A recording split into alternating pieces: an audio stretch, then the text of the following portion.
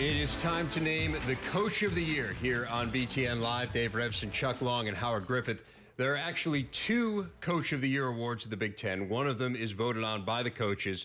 The other is voted on by the media. But this year, gentlemen, they are one in the same. Both awards going to the head coach of Penn State, Bill O'Brien. The Coaches Award, the Hayes-Schembechler Award, the media, the Dave McClain. Surely, if you are watching this show, you are well aware of the hurdles that O'Brien overcame, leading Penn State to an 8-4 record, 6-2 in the conference. And we are joined now by the Big Ten Coach of the Year, Bill O'Brien. Coach, first of all, congratulations. It has been an amazing season.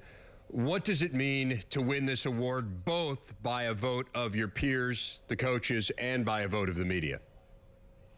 Well, thank you very much, Dave. It's obviously very humbling, and you know, there's two groups of people that you know you have to talk about when it comes to Coach of the Year awards, and it's our coaching staff and our group of players. I can't say enough about what our coaches did in helping keeping this thing moving forward, and then obviously what our players did on the field. You know, we weren't an undefeated team, but we sure had a bunch of kids that played tough, hard football all year, and it was fun to coach them.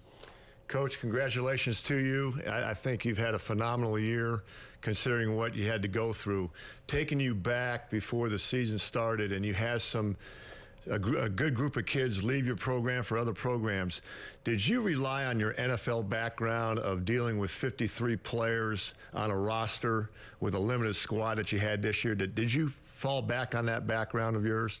It sure did help. It helped to have that experience both with practice schedules and then roster management. And you know, one of the things that we knew we had, even when we had guys leave and things like that in the summertime, we knew we still had a lot of good football players in this program, and we had a bunch of guys that were committed to this year's team and playing as hard as they could, and then it was just a matter of managing them and making sure that we didn't have bloodbath type practices every week, and you know, get them. We always used to use the phrase "get them to the gate" on Saturday. That's what we tried to do, and most weeks that worked, and some weeks it didn't work, but for the most part, our kids came to practice every day, and we found out a lot of things about kids that maybe we didn't know as much about after spring practice, and those guys came through for us. Coach, I echo the same sentiments as the other guys, and what a great season you guys had as well, and you did a tremendous job putting your team in the situation to be able to go out and compete each and every week. But my question is more on the field. At what point did you know, from an offensive standpoint, that guys had bought into your system and owned the system, really had a great understanding of what it was you were trying to get them to do? I think probably it was around the second or third week of the season that we felt that the guys were really starting to grasp. You know, they weren't breaking the huddle and kind of looking around of where to go line up. They were breaking the huddle with confidence. These guys worked at it. They studied their playbook, they studied film, and then they took the practice field and had a lot of repetitions and were able to gain some confidence in the system as the year went on.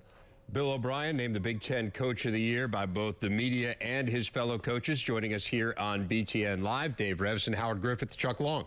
Coach, did Matt McGloin allow you to expand your offense earlier than maybe you would have thought? Because many first-year head coaches have a hard time getting all their system in. But did a kid like Matt allow you to expand faster? No question about that. He's a smart kid. He's a competitive kid, and he's a fifth-year senior who had played a lot of football here at Penn State. So he had played in front of big crowds. He knew you know, how to manage a game, so to speak. And then when he came into our system, you could tell right away that he was smart. And so he worked at it every week. And as the weeks went on, you could put a little bit more on his plate, and that certainly helped our offense. Coach, what have you learned about yourself, coaching-wise, and maybe away from the field through this year? Well, you know, I've learned a ton of things, Howard. You know, I learned, number one, is I have a lot to improve on. you know, whether it's game management, clock management, practice schedules, dealing with things that happen in the football building, dealing with players. You know, I'm going to try to look to improve every single day this offseason and hopefully do the best I can to help this football program improve. But you learn a lot because when you haven't done this before, obviously, there's so many different things that come across your desk as compared to when you're an assistant, obviously. So, you know, you learn something new every day, and hopefully you can improve on that and head into next year with a better grasp for certain things. Moving forward now, Coach, with your program, you're about to hit the road in recruiting. I know there's some scholarship reductions coming up in your program. Does that change your philosophy at all in recruiting? Where do you go from here when you start recruiting your players for the future? Well, it certainly will be a big challenge for us, Chuck. You know, we only can sign 15 guys, so we've got to be very, very selective in who we bring in here as a scholarship athlete. And then we've got to do a great job with the walk-on program. We call it the run-on program here at Penn State. You know, and a lot of those kids will hopefully come from the state of Pennsylvania. You know, it's interesting. The Friday before the Wisconsin game, our seniors spoke to the team, and a lot of those Pennsylvania kids talked about how they had dreamed growing up of playing football at Penn State. And so there's hopefully another crop of those kids out there that we have to go recruit and do a nice job of bringing them in here to Penn State and helping them become great students and great football players. Bill O'Brien, the Big Ten Coach of the Year, head coach at Penn State. Again, Coach, congratulations on all your success. We look forward to Chapter 2. Thanks, guys. Appreciate it.